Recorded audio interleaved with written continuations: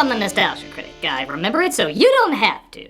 I don't know if you've noticed, but Hollywood's been out of ideas for a while. No! Okay, you've all noticed, but this can be a good thing and a bad thing. I did a whole editorial about this before, but that's not exactly what I'm gonna focus on here today. Today I'm gonna focus on a subject matter that, for the most part, has still been making a fair amount of money: the remake. Remakes are nothing new, literally. Since the dawn of cinema, remakes have been very constant, particularly when movies went from silent to sound.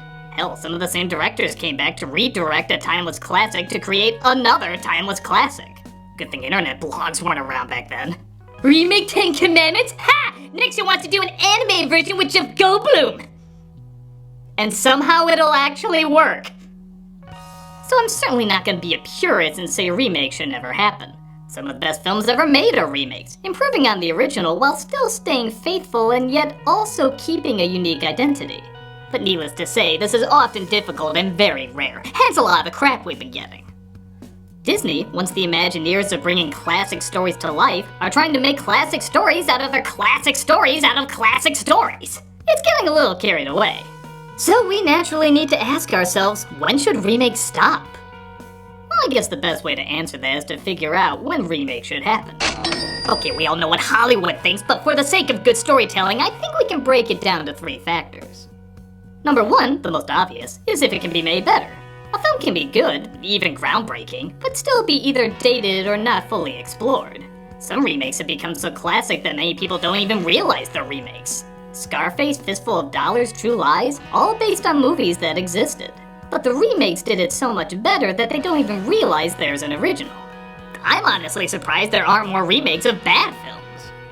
It's been rumored for a while that Drop Dead Fred was gonna get a remake. Good! The original sucks! The idea of an imaginary friend taking over your mind as an adult, though, is actually kind of a cool idea. I'd love to see this concept explored and done a lot better than this. People ask me if I'm against the idea of Garbage Pail Kids being remade. Why the hell would I? The original is the worst film I have seen in my life. The cards deserve better.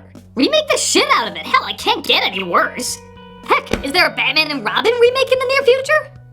It'd be nice to see Mr. Freeze done right. Though if he's anything like what they're doing with the Joker. Oh, don't make me choose which one is worse! But okay, we get the idea. If something could be improved on, improve on it. If it's broke, don't fix it, make another one from scratch. It's safe to say as long as the original still exists, Lucas, another version is not an unwelcomed idea. Which brings me to the second reason to do a remake, expanding on a concept. Now this is different than just making something better, it's taking one element of the original idea and exploring it more. In fact, a franchise that did this both a good way and a bad way is Planet of the Apes. Tim Burton is one of the most famous directors that coined the phrase reimagining. He said he didn't want to improve on the original film, he just wanted to take it in a different direction. It just so happened that direction sucked. Years later, another Planet of the Apes film would come along with a similar thought. Apes ruling the planet. However, this focused more on how it happened, similar to how some of the later Apes films went. And now it seems to be going in a new direction that seems entirely its own. King Kong has been remade tons of times. In the Peter Jackson version, it's still the same story, but more time is dedicated to giving Kong and our heroine more time together, creating a stronger connection. 12 Monkeys was originally a half-hour sci-fi film shown only in still pictures. But that blossomed into a motion-filled, apocalyptic future that took elements from the film and expanded on it. And some of these tie into the number 3 reason to do a remake, creating a whole new experience. Whether it's a different point of view, a new culture, or even a new time period, as long as the identity of the film seems unique, despite it having origins from another source, it can work. Magnificent Seven is famously a remake of Seven Samurai. Both have the same plot, but are set in different time periods and location. Films like The Ring, Birdcage, and The Departed are all remakes of foreign classics. Telling these great stories in different cultures shows both the differences and the similarities between the two, making it interesting what they have to change and what they have to keep the same. Okay, so we have 3 reasons when remakes should be done. I guess when they shouldn't be done is the opposite reasons. If a remake needs to stand out, then logically the first sign not to do a remake is when people can't separate it from the original. I get a feeling a lot of the Ghostbusters reboot controversy, yeah, I'm still putting controversy in quotes, It's because the original was so unique and one of a kind that no one could separate it. If it was a sequel, it may have had a better shot, or even a spin-off. But when people hear the word reboot, it's like saying now this is what you're gonna think of when you hear Ghostbusters. Even though everyone will clearly think of this first. A lot of Universal monster movies are trying to get remade, and despite most of them being based on classic works, it's hard to not think of Karloff as Frankenstein, or Lugosi as Dracula, or Chaney as the Wolfman. And according to American box office, neither can anyone else. Oddly enough, the ones that seemed the most ridiculous, like The Mummy with Brendan Fraser, at least went in such a different direction that we can kind of say that was uniquely their own thing. But how is anyone gonna say, yeah, Johnny Depp, that's the first thing I think of when I hear Willy Wonka? Gene who? Some movies leave such an impact that it makes it harder to do a version that can survive on its own without constantly coming back to the original. If you don't have something super good or incredibly unique in mind when remaking an icon, you're not gonna be the definitive version. But it can also backfire the other way, like the number 2 reason not to do a remake. We just do the exact same thing.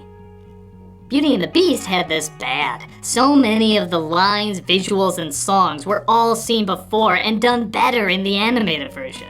It was so unique and awe-inspiring when they first did it, so why would we want to see non-singers and non-expressive actors do the same thing? Gus Van Sant tried a very strange experiment with the movie Psycho, doing a shot-for-shot reenactment.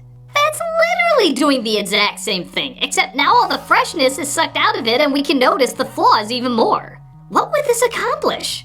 Rob Zombie's remake of Halloween at first looked like it was going to be something different, diving deeper into Mike Myers' childhood and devoting more time to him, but even that's done pretty generically, and when that's passed, it's just the same story of Halloween again, except with no real surprises. But what's even worse than doing the exact same thing is the number 3 reason not to do a remake: doing less. Ben-Hur is one of the biggest films to exist in every meaning of the word. The stunts, the story, the sets, it is the definition of epic. So the idea of seeing a CGI remake where so much less is obviously not there seems degrading.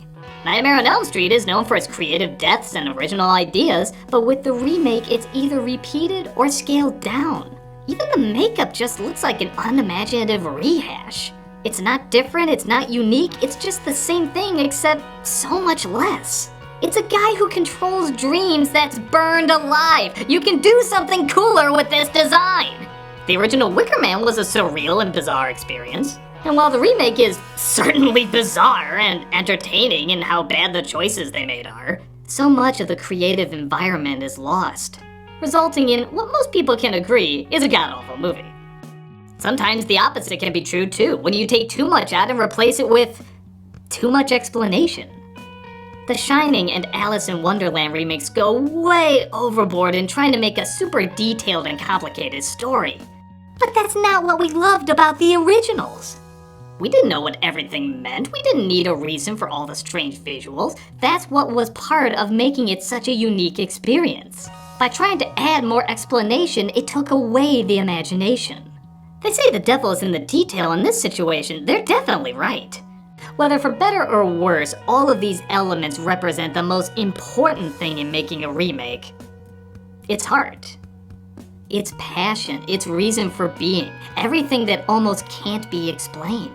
The best remakes, even the most different ones, manage to capture the heart of the original source material. Whether they improve on it or take it in a different direction, the connection is always there. And the worst remakes always don't capture it. They either try too hard, not hard enough, or just focus on the wrong thing. In a time where very little is original, it's hard to figure out what's going to capture the heart of something and what isn't. I never would have imagined an Evil Dead remake would be of any worth. Who the hell would have thought a musical of a B-movie would surprisingly work? What we do know is a lot more remakes are coming, whether we want them to or not. Some surprise us with how good they are, some surprise us with how bad they are, but the ones we'll remember the most surprisingly don't give us something old, they always give us something uniquely new. I'm a nostalgia critic, I remember it so you don't have to.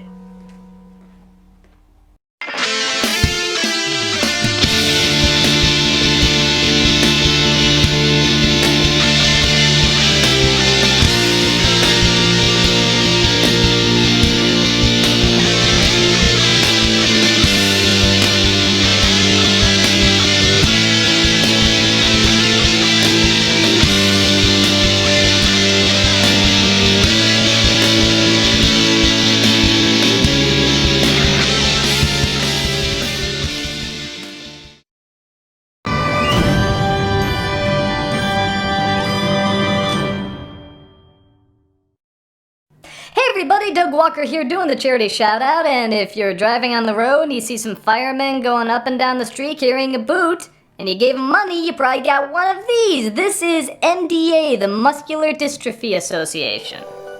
Early diagnosis, highly specialized care, and access to promising clinical trials help ensure the best possible outcomes for individuals and families facing muscular dystrophy, as well as ALS and any other related muscle diseases. Their MDA care centers offer families best-in-class comprehensive care from a wide variety of healthcare specialists at one location on the same day. MDA has more than 150 care centers across the United States and in Puerto Rico, located at top hospitals and healthcare facilities. Individuals can see knowledgeable healthcare specialists from a variety of backgrounds, all at one location. The MDA Family Care Specialist is a center figure at the center visits. If you go to their site, and especially their YouTube page with so many inspiring videos, you too can see how you can make a huge difference. Click on the link, give a watch, and see what you can do to help cure this forever.